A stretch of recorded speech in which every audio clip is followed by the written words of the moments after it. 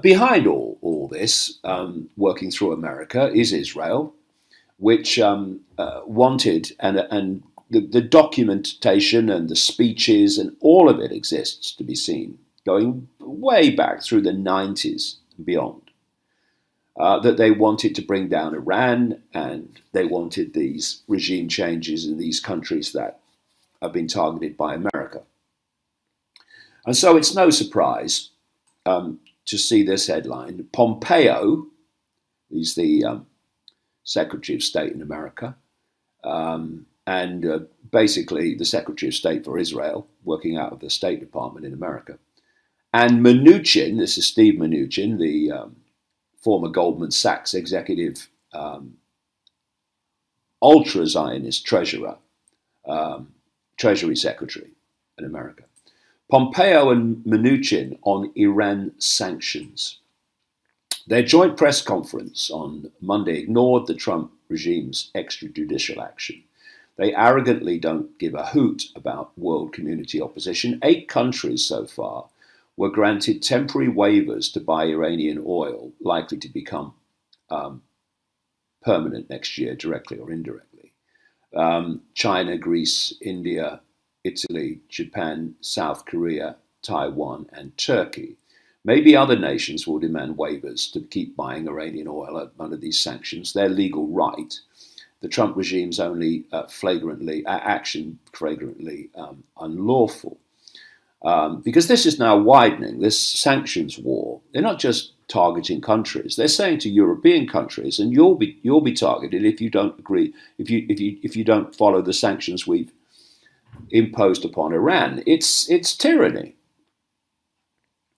Trump, Pompeo, and other regime officials called the reimposed sanctions on Iran this week the toughest ever imposed. They target Iranian energy and related products, its central bank and other financial transactions, its shipping industry, and Air Iran, or Iran Air, the country's largest airline. Over 50 Iranian banks, their subsidiaries abroad, Tehran's Atomic Energy Organization, and 23 of its subsidiaries, along with hundreds of individuals and entities, were illegally sanctioned. Pompeo threatened the world community, warning of swift punishment on any nations, companies, or individuals doing business with Iran. He said, I promise you that doing business with Iran in defiance of our sanctions will ultimately be a much more painful business decision than pulling out of Iran. And this is Israel talking, who've had Iran in their gun sights for a long time, and they're using America to get what they want. Usual story. This is why the story broke a few weeks ago of how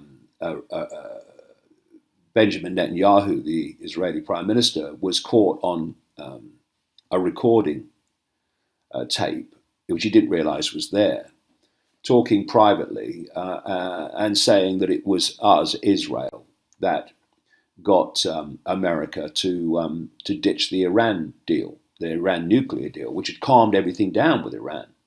But now it's kicked off after this deal was dropped, because that's what Israel want, and that's what America is doing on their behalf.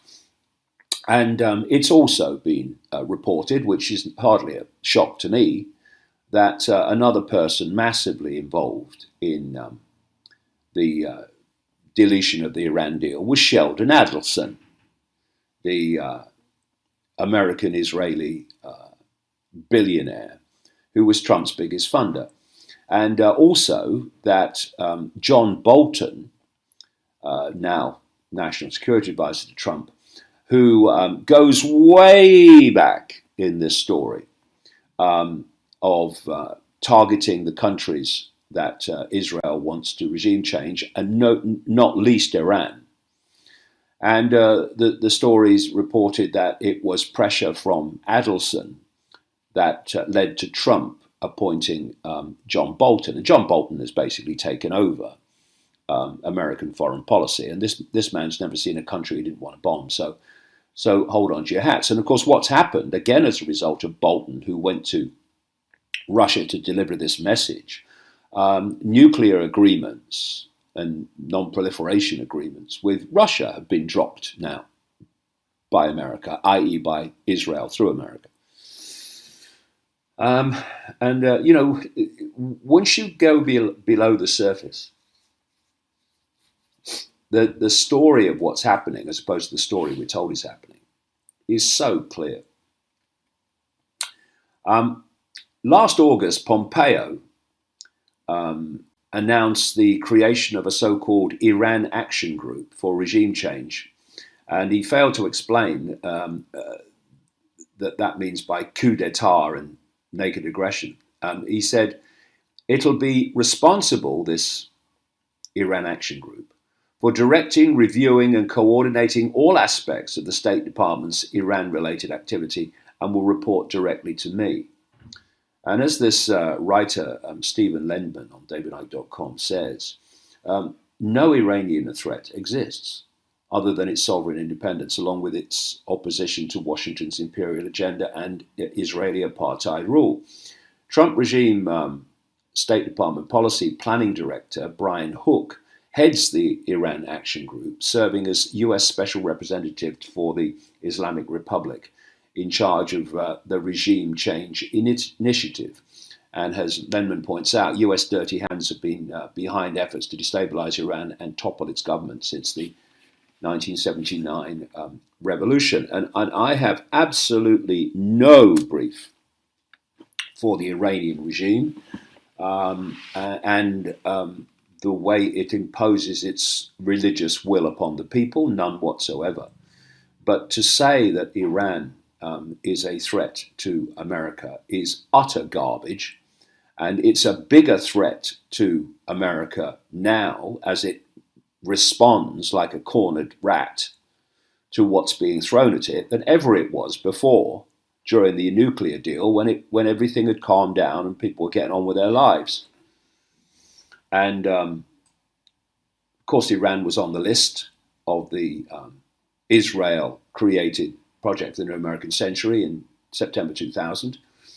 Also on the list was Libya and Syria and Iraq. And so you've seen these countries targeted, and Iran's the next on the list. So that's why we're seeing this happen, for no other reason. And of course, involved in those sanctions is Steve Mnuchin, the Treasury Secretary, an ultra-Zionist who represents Israel and its interests in the Treasury Department of the United States.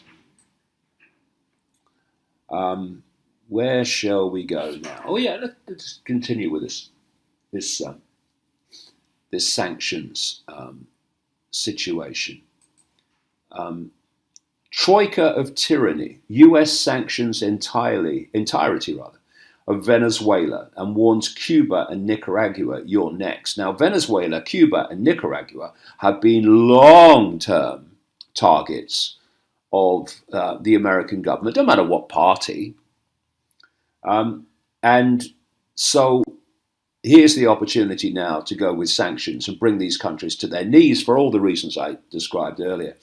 The US is slapping far-reaching sanctions on Venezuela in its bid to reassert hemispheric domination over what National Security Advisor Bolton, here he is again, dubbed a troika of tyranny in a groan-worthy throwback to Bush's axis of evil, which he was also involved in, Bolton. Goes back through the Bush administration, 9/11, and well before.